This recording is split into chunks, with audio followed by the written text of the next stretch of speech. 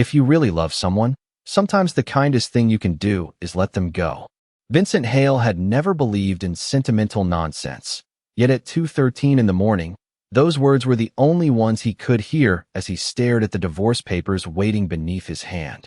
The study was silent except for the slow ticking of an antique clock and the faint whisper of winter rain against the windows. His signature line waited at the bottom of the page, clean and patient. One stroke of the pen, and Noah would finally be free. Vincent leaned back in his chair, his dark suit jacket folded over the armrest, his tie loosened after another 14-hour day managing the complicated empire that carried his family's name. To most people, Vincent Hale was untouchable. An alpha who could walk into a room and make conversations die without raising his voice. A man whose reputation opened doors before his hand ever reached the handle. But none of that power helped him understand the Omega sleeping 2 floors above him. His husband, Noah Bennett Hale. 3 years of marriage, and Vincent still felt like a stranger standing outside a locked door. Noah was always polite, always thoughtful. He remembered Vincent's coffee order, kept the hallway light on when meetings ran late, and somehow knew exactly when to leave a bottle of headache medicine beside his untouched dinner. But Noah never said he was happy. He never said he loved him. And Vincent had never been brave enough to ask. Their marriage had begun as an agreement between families, neat and practical, with signatures, expectations, and a ceremony beautiful enough to make strangers believe it was romantic. Vincent had promised Noah safety, stability, and respect. He had given him all three. At least, he thought he had. Love had never been part of the contract. Maybe that was why the house had begun to feel so quiet. Maybe that was why Noah smiled less when Vincent came home. Maybe that was why Vincent had started noticing the way Noah sometimes stared through the dining room window, as if imagining a life somewhere far beyond the gates. So Vincent had made a decision. Noah would receive the townhouse in Boston, a private account large enough to live comfortably for the rest of his life, and security that would remain invisible unless he needed it. Vincent had arranged everything carefully because careful was what he knew how to be.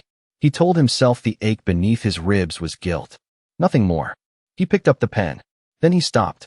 Somewhere beyond the study, a floorboard creaked. Vincent frowned and glanced toward the doorway. The house was usually asleep by midnight.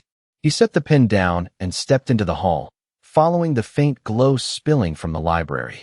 Noah's voice drifted through the half-closed door. Soft. Tired.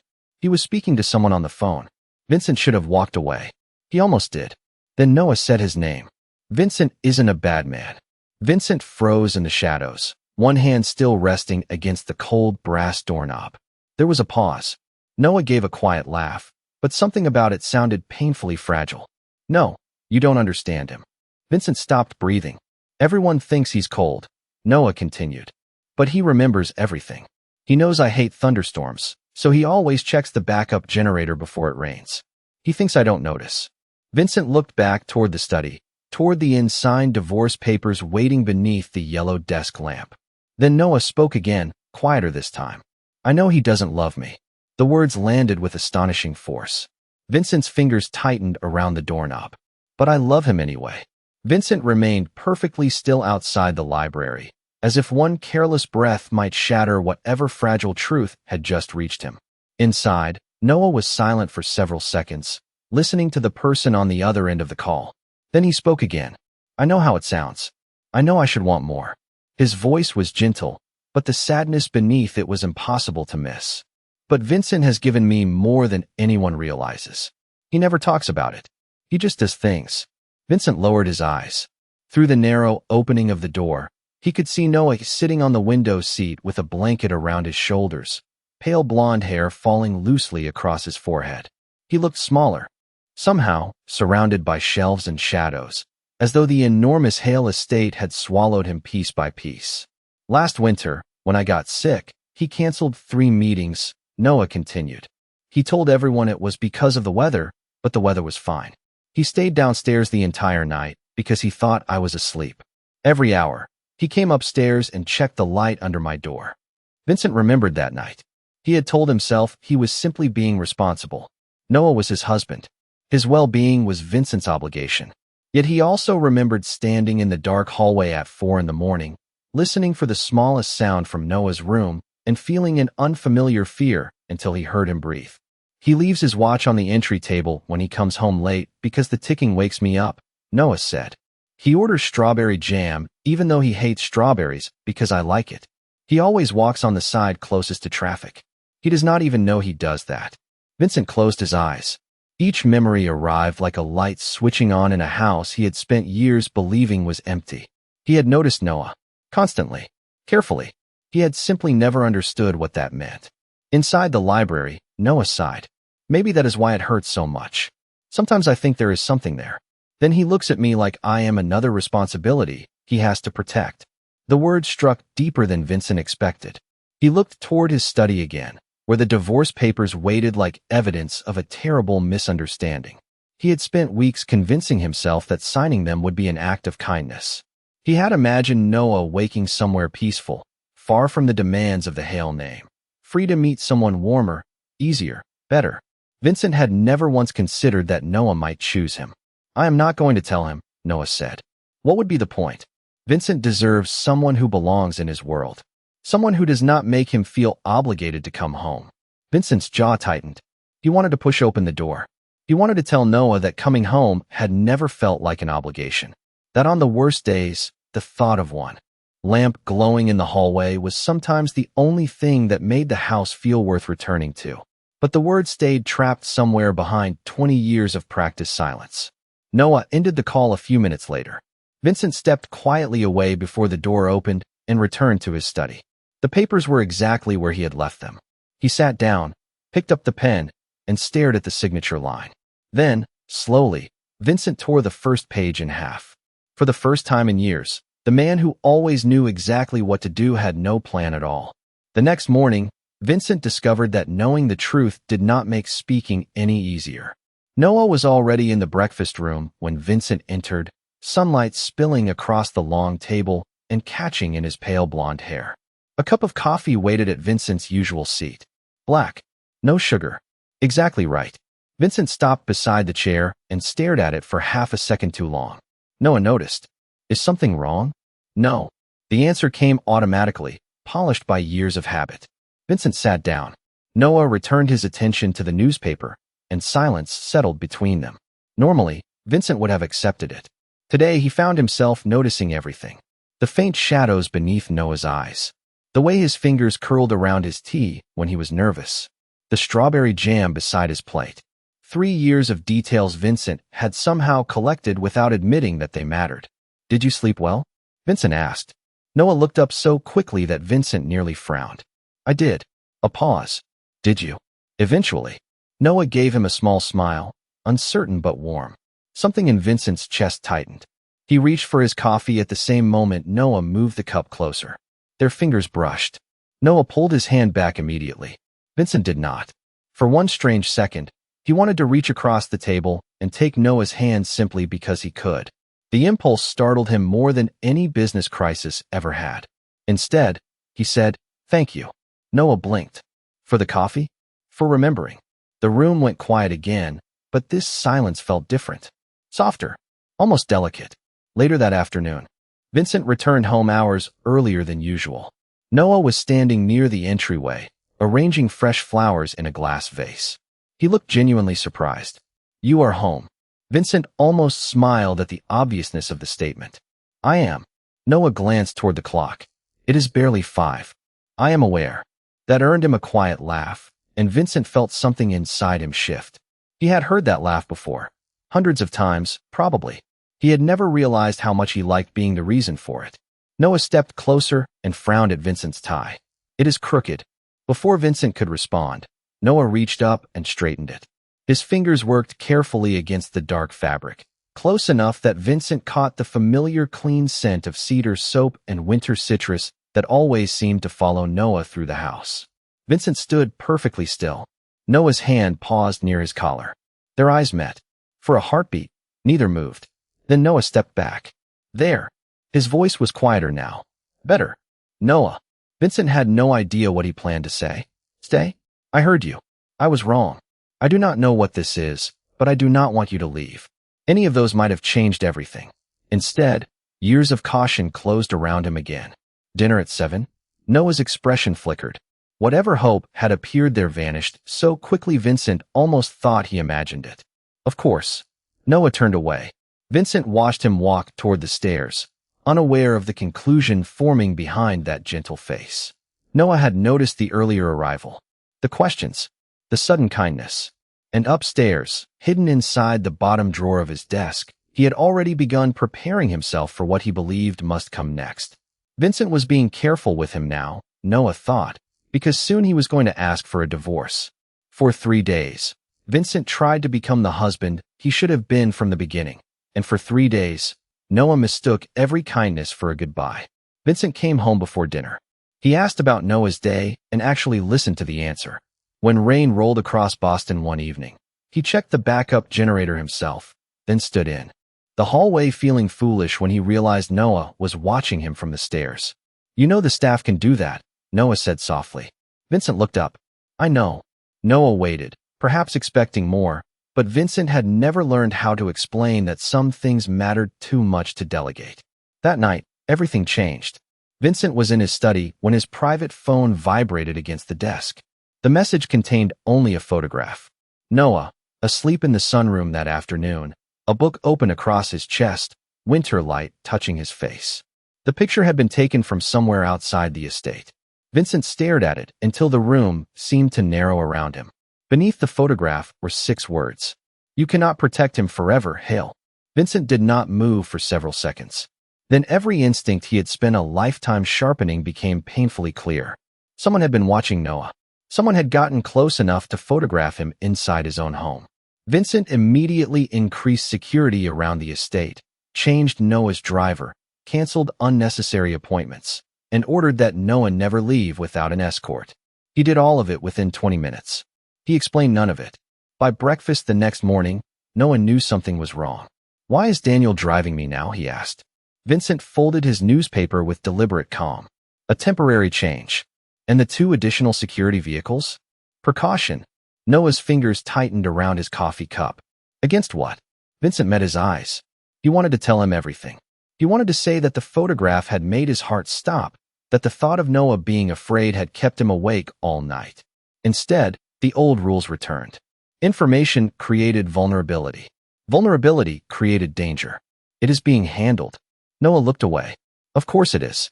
The disappointment in his voice followed Vincent long after breakfast ended. Over the next 2 days, the distance between them grew again. Vincent believed he was keeping Noah safe. Noah believed he had become another problem Vincent was forced to manage. Every new guard felt like proof. Every canceled outing felt like another wall closing around him. That evening, Vincent found Noah standing by the library window, staring toward the front gates. "You should stay away from the windows after dark," Vincent said. Noah turned slowly. "Am I in danger?" The honest answer was yes. The answer Vincent gave was, "You are safe here." Noah gave a small, tired smile. "That was not what I asked." Vincent said nothing. Noah nodded as if the silence had confirmed something. "I understand." But he did not. He believed Vincent was preparing for the divorce, arranging security until Noah could be removed from the Hale name without creating complications. Vincent watched him leave the library, unaware that upstairs, Noah had already opened a suitcase. He began folding clothes with careful hands, telling himself that leaving quietly would make things easier. If Vincent wanted his freedom, Noah would give it to him. And downstairs, Vincent stood alone beneath the warm library lights, planning how to keep his husband closer than ever, never realizing that Noah was preparing to disappear from his life. Noah found the divorce papers by accident, which somehow made it worse. He had gone into Vincent's study looking for the blue folder containing their insurance documents, something painfully ordinary, something that belonged to the quiet machinery of married life. The desk drawer stuck halfway open. Noah pulled harder, and a stack of papers shifted forward. His name caught his eye first. Noah Bennett Hale. Then Vincent Hale. Then the words beneath them. Petition for dissolution of marriage. For a moment, Noah simply stood there. The room remained exactly the same. The clock continued ticking. Rain tapped softly against the windows. Somewhere downstairs, someone was preparing dinner. The world had the nerve to continue. Noah read the first page once. Then again. His hands were strangely steady. The townhouse in Boston. A private account. Continued security. Everything had been arranged with the same careful precision Vincent brought to every decision. Even leaving him had been organized beautifully. Noah let out a breath that almost became a laugh. Of course, he should have known. The early dinners, the questions about his day, the way Vincent had started watching him as though trying to memorize something. Noah had mistaken guilt for tenderness. That realization hurt more than the papers themselves. He returned everything to the drawer exactly as he had found it, except for one page that had been torn down the middle. Noah stared at it for several seconds. For one foolish heartbeat, hope rose inside him. Then he crushed it. Maybe Vincent had changed lawyers. Maybe the document had been printed incorrectly. Maybe there were 100 explanations, and Noah no longer had the strength to invent any of them. Upstairs, the suitcase was already half-packed. He finished slowly. Sweaters. Books. The old gray scarf Vincent had bought him during their first winter together. Noah held it for a moment before placing it back in the closet. Some things would be harder to carry than to leave behind. By the time Vincent returned home, the estate was unusually quiet. He knew something was wrong before anyone spoke. The hallway lamp was off. Noah always left it on. Vincent climbed the stairs 2 at a time and found the bedroom door open. The suitcase stood near the bed. Noah was beside it, folding the last shirt. Vincent stopped. "What are you doing?" Noah looked up. His eyes were dry, and that frightened Vincent more than tears would have. Making this easier. Making what easier? Noah reached toward the nightstand. When he turned back, his wedding ring rested in his palm. Vincent felt the air leave the room. Noah placed the ring carefully on the table between them. "You could have told me." Vincent stared at it. "Told you what?" "That you wanted me gone." The words were quiet, almost gentle. Vincent's expression changed. "Noah, you do not have to explain." Noah tried to smile, but it broke before it fully formed. "I found the papers." Silence. Vincent looked toward the hallway, toward the study downstairs, and understood everything at once. The documents, the suitcase, the ring. Noah stepped past him, but Vincent reached for his wrist, stopping before his fingers fully closed around it. Even now, he was afraid of holding too tightly. "I was not trying to get rid of you." Noah looked at him. Then, pain finally reaching his face. "Then why does my name appear on divorce papers you never planned to tell me about?" Vincent had faced boardrooms, investigations, and enemies without losing his voice. Now, standing 6 feet from the man he loved, he could barely find one. Noah gently pulled his hand away. "You do not need to be kind anymore, Vincent. I will sign them." And for the first time, Vincent understood that silence was not neutral. Silence could wound. Silence could lie. Silence could take the person you loved most and convince him he had never been loved at all. "Because I thought you would be happier without me." Vincent's voice was so quiet that Noah almost missed it. Noah stood beside the open suitcase, staring at him as if the words belonged to another language. "What?" Vincent looked toward the wedding ring resting on the nightstand. For 3 years, he had believed control was the same thing as protection. Now every careful decision he had made seemed to be collapsing around him. "The divorce papers were mine," he said. "I asked Marcus to prepare them because I thought you wanted a life outside this house. Outside my name. Outside everything that comes with me." Noah's expression tightened. "So you decided what I wanted without asking me." Vincent had no defense. "Yes." The honesty seemed to surprise them both. Noah turned away, pressing one hand against the edge of the dresser. "You could have asked." "I know. You could have spoken to me." "I know." Noah faced him again. "Then why did you not?" Vincent opened his mouth, but the answer was buried beneath years of habits he had never questioned. He walked to the window instead, watching rain streak across the dark glass. "When I was 15, my father taught me that the fastest way to lose something was to let the world know you cared about it." Noah said nothing. Vincent continued, each word more difficult than the last. He believed attachment created weakness. "In my family, people survived by hiding what mattered. So I learned." Vincent looked back at him. "I learned too well."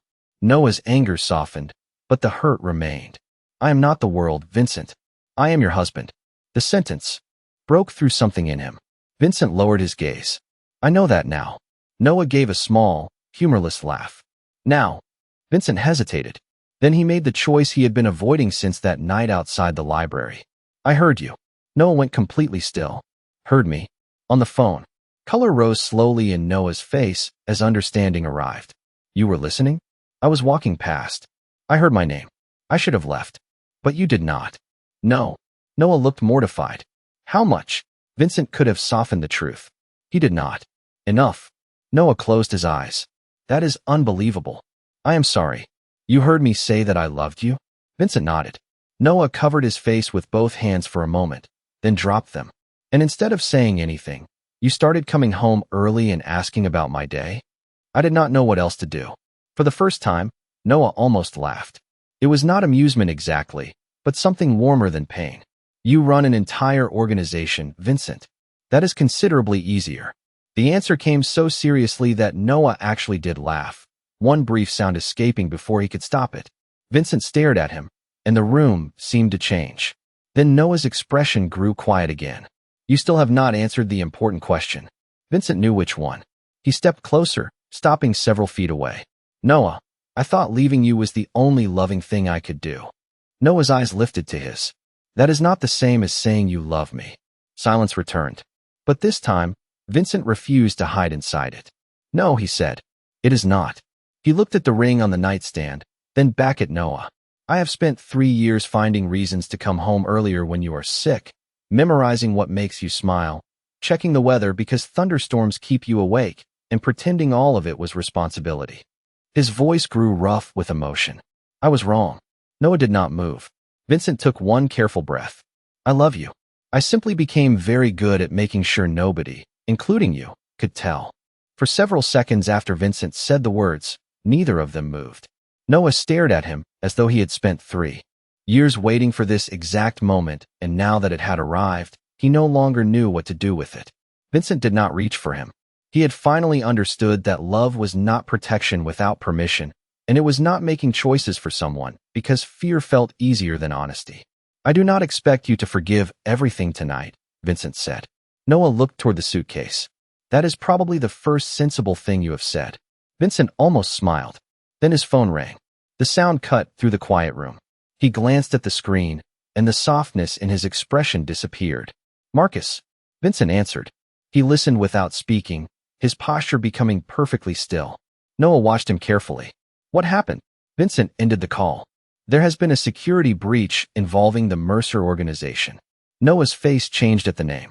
Vincent noticed immediately. You know that name? Before Noah could answer, another call arrived.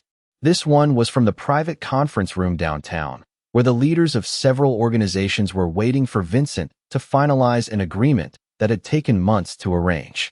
If he left now, the agreement could secure the future of the Hale organization for years. If he stayed, he would be abandoning the most important meeting of his career. Marcus spoke rapidly through the phone. Vincent listened, then looked at Noah. That was when the choice became simple. Cancel the meeting, Vincent said. There was a stunned silence on the other end. Vincent, everyone is already here. Then they can go home. You may not get another opportunity. Vincent's eyes remained on Noah. I understand. He ended the call. Noah stared at him. You cannot cancel something that important because of me. I just did. Vincent. Noah, someone has been watching this house. Noah went pale. Vincent immediately regretted how bluntly he had said it, but he refused to hide the truth again. The photograph I received was taken from outside the property. That is why I changed your driver. That is why security increased. I should have told you. Noah slowly sat on the edge of the bed. So all of this was because you thought I was in danger? Yes. And you said nothing because you were protecting me? Vincent gave him a tired look. Apparently, I am discovering that my definition of protection requires significant improvement. Despite everything, Noah smiled faintly. Vincent stepped closer, stopping at a respectful distance. I need you to come with me downstairs. The security team is moving us to another property until I understand what happened. Us? Noah asked. Vincent nodded. Us. What about your meeting? It does not matter. Noah looked at him for a long moment. It mattered yesterday. Yesterday, I was still pretending I could keep my personal life separate from everything else. Vincent glanced at the wedding ring on the nightstand. I am finished pretending. Hours later, inside a quiet Hale residence outside the city, Vincent stood before several senior members of his organization. They expected instructions about business. Instead, he gave them something far more personal. From this moment forward, nobody treats Noah as an obligation attached to my name. His voice was calm, but absolute. He is my husband. He is the person I choose. Noah stood in the doorway and heard every word. Vincent turned and saw him. For once, he did not hide what was written across his face. Let them know, his expression seemed to say. Let everyone know. Noah mattered to him. And this time, Vincent was not afraid of who could see it. Noah waited until the room had emptied before speaking. Vincent was still standing near the long conference table, reviewing security reports beneath the warm light of the country residence. He looked exhausted, though most people would never have noticed. Noah did. He always did. There is something I need to tell you, Noah said. Vincent immediately set the papers down. What is it? Noah crossed the room and placed his phone on the table between them. I know more about Mercer than you think. Vincent's expression sharpened. Explain. Noah took a slow breath. About 4 months ago, I started receiving strange messages. Nothing directly threatening. Questions about the house. Your schedule. Which charities I attended. At first, I thought they were spam. Vincent became very still. You never told me. Because I knew exactly what you would do. Noah raised a hand before Vincent could interrupt. You would increase security, cancel everything, and tell me it was being handled. Vincent opened his mouth, then closed it. Noah gave him a pointed look. Exactly. Despite the seriousness of the moment, something almost amused passed through Vincent's eyes. Noah continued. So I started saving everything. Dates, numbers, names. I noticed the messages always appeared shortly after certain internal meetings. Vincent looked down at the phone. You think someone inside the organization was sharing information? I know someone was. Noah opened a folder containing screenshots, call records, and notes organized by date. Vincent stared at the evidence in silence. This is why I kept asking about your schedule, Noah said. Not because I wanted to know when you would be home. Well, not only because of that. His voice softened for a second. I was comparing the timing. Vincent slowly looked up. You did all of this alone? Noah nodded. I thought if I told you, you would shut me out to keep me safe. The irony settled between them. Vincent had hidden danger from Noah because he wanted to protect him. Noah had hidden the investigation from Vincent for exactly the same reason. For 3 years, they had been standing on opposite sides of the same wall, each believing they were the only one trying to protect the other. Vincent pulled out a chair and sat down, still staring at the carefully organized records. You found the leak. I think so. Noah pointed to a name repeated across several entries. Every time this person attended a meeting, I received a message within 24 hours. Vincent studied the pattern. His expression changed from surprise to understanding. Marcus can verify this without alerting anyone. Noah nodded. That was my thought. Vincent leaned back and looked at him for a long moment. I spent 3 years thinking you needed me to protect you. Noah smiled faintly. I didn't need you. Vincent's gaze dropped. But, Noah stepped closer. But needing you does not mean I was helpless. Vincent looked at him again. Noah reached across the table and gently rested his hand over Vincent's. You were protecting me in all the ways you knew how. His thumb moved once across Vincent's knuckles. And I was protecting you in mine. Something in Vincent's face finally softened completely. Not the guarded expression Noah saw at dinners. Not the careful one Vincent wore when he thought tenderness was dangerous. This was different. Open. Quiet. Real. Vincent turned his hand beneath Noah's until their fingers rested together. We have been remarkably bad at communicating, he said. Noah laughed softly. That might be the understatement of our marriage. Vincent's mouth curved into the smallest smile. Then perhaps we should start correcting that. Across the room, Noah's wedding ring still sat safely inside Vincent's coat pocket, where he had placed it before they left the estate. Vincent could feel its weight against his chest. For the first time, he did not think of it as something he had already lost. He thought of it as a question he still needed to ask properly. 3 days later, the Hale estate felt like a different house. Marcus had verified Noah's records. The internal leak had been identified, and the Mercer operation had collapsed under the weight of its own paper trail. No dramatic confrontation had been necessary. Information, Vincent had learned, could be more powerful than fear. By Friday evening, the additional security vehicles were gone. The gates stood quiet beneath a pale winter sky, and Noah was back in the library with a cup of tea warming his hands. Vincent found him there just after sunset. He carried a thin folder. Noah noticed it immediately. Please tell me those are not more security reports. They are not. Vincent crossed the room and placed the folder on the table. Noah opened it. The remaining divorce papers were inside. His expression changed. Vincent saw the fear before Noah could hide it. I thought you said you did not want this. I do not. Vincent took the papers back, walked to the fireplace, and fed them into the flames one page at a time. Noah watched the words disappear into orange light. When the last page was gone, Vincent turned around. Those papers were written because I thought loving you meant deciding what was best for you. He paused. I was wrong. Noah set his tea down. You have been wrong quite often lately. I am becoming aware of that. Noah smiled. Vincent reached into his coat pocket and removed the wedding ring Noah had left behind. The smile vanished from Noah's face. His eyes followed the small circle of gold resting in Vincent's palm. Vincent stepped closer. The first time we married, everything was decided before either of us entered the room. The families, the lawyers, the contracts. I stood beside you and made promises I understood only as responsibilities. His voice softened. But I know what they mean now. Noah's eyes glistened, but he said nothing. Vincent held out the ring. I do not want to put this back on your hand because a contract says you belong beside me. Noah looked from the ring to Vincent. Then why? Vincent took a slow breath. The man who had spent his life giving orders suddenly looked almost uncertain. Then, to Noah's complete surprise, Vincent lowered himself onto one knee. Noah stared at him. Vincent, I realize the timing is unusual. A startled laugh escaped Noah. That is one way to describe it. Vincent almost smiled. Then let me do this correctly for once. He looked up, all distance gone from his expression. Noah Bennett Hale, I cannot promise that I will stop worrying about you. I cannot promise that I will suddenly become good at talking about my feelings. I can promise that I will try. I will ask instead of assume. I will listen instead of decide. And when I am afraid, I will tell you instead of building another wall. Noah's hand rose to cover his mouth. Vincent continued, quieter now. You have been my husband for 3 years. But I have never truly asked whether you wanted to be. He lifted the ring. So I am asking now. Will you choose me? Noah stood completely still. Then he smiled through the tears in his eyes. I thought you would never ask. He held out his hand.